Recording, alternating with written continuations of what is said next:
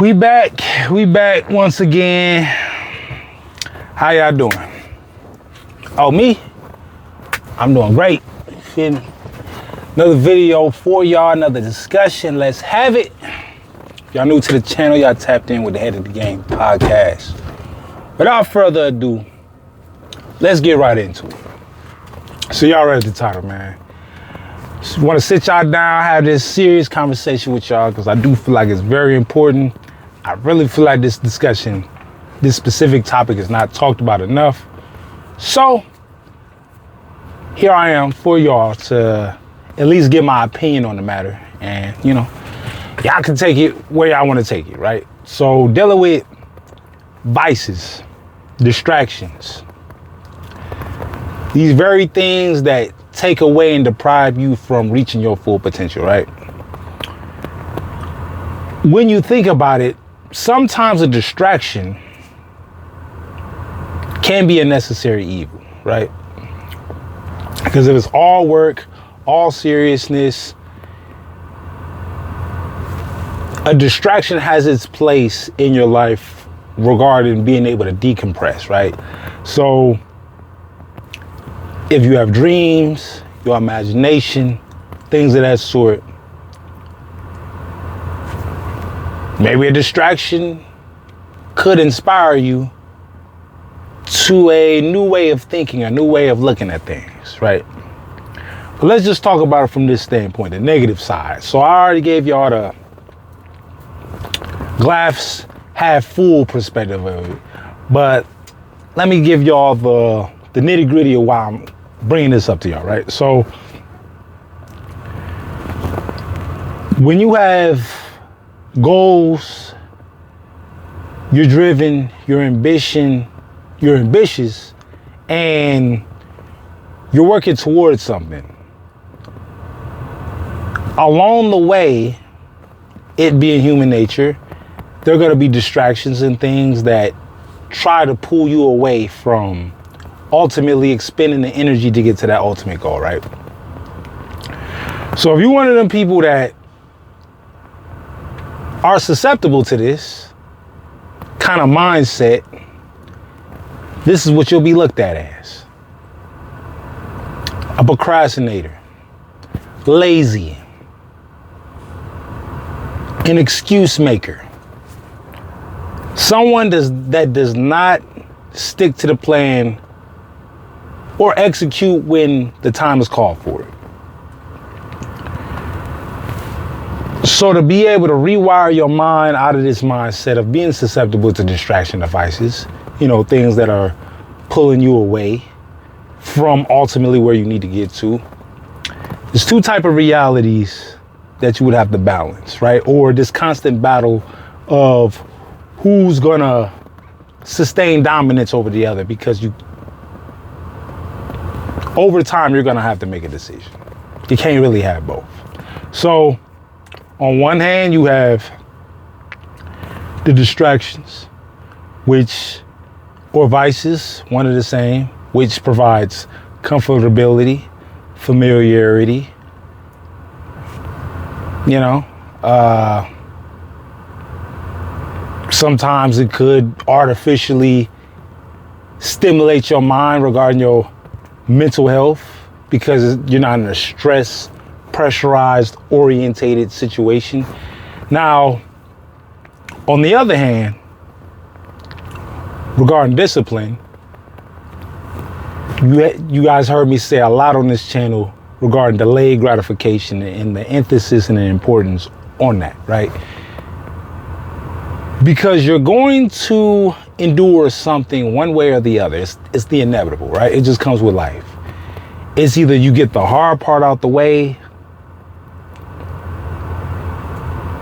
on the front end, so that way your back end has more longevity as far as being easier and being more tolerable, or you put off a lot of stuff and that bill ends up becoming due and you end up understanding your pockets are short, right?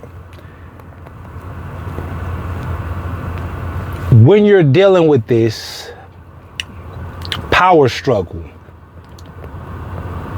in our minds, we feel like we can deal with the same, right? Or deal with both of them on an equal playing field.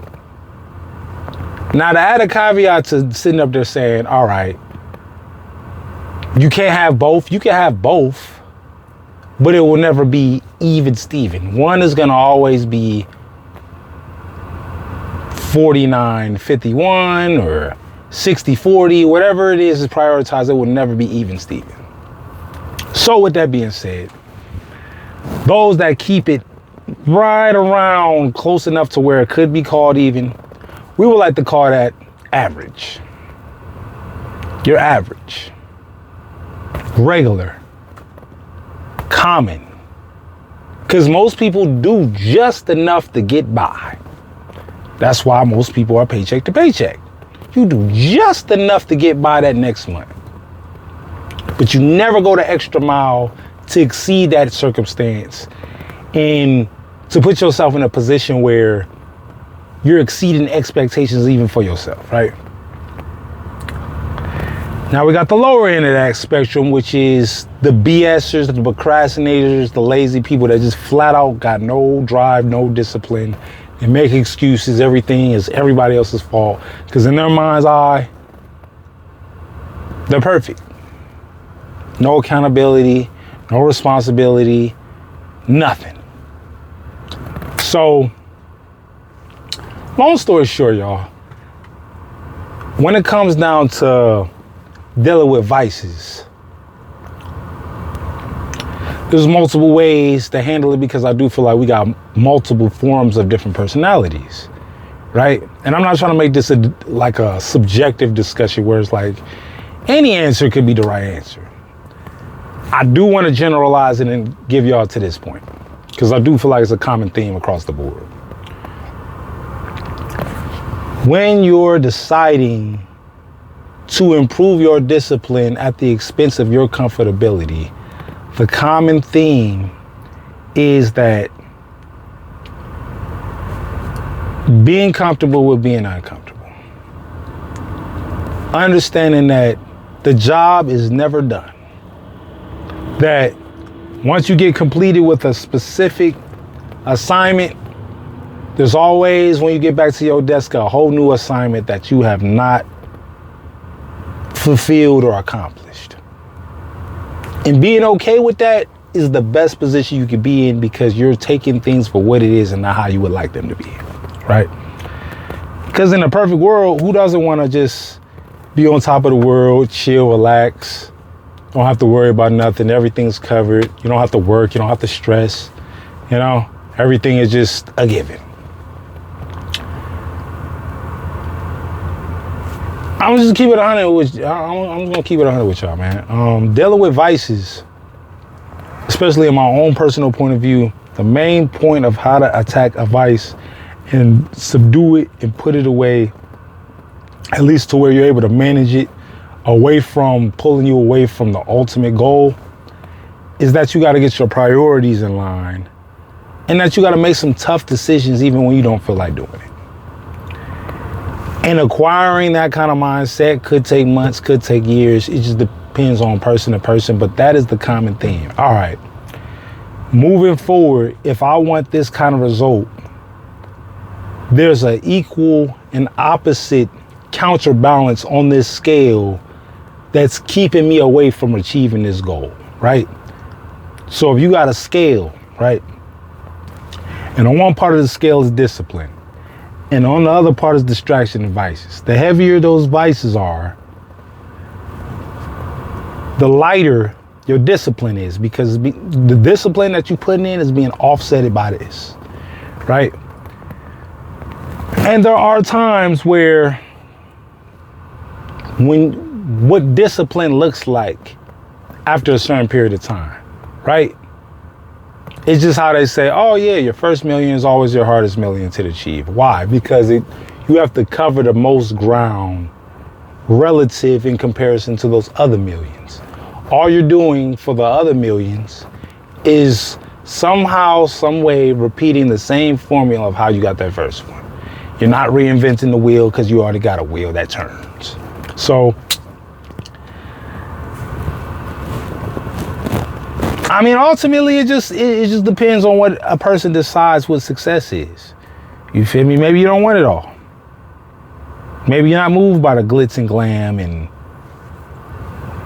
assets and things. Maybe you're not moved by those things. Maybe you have a different definition of what you decide what success in your definition would mean. But all in all, y'all, the only thing I can honestly say is that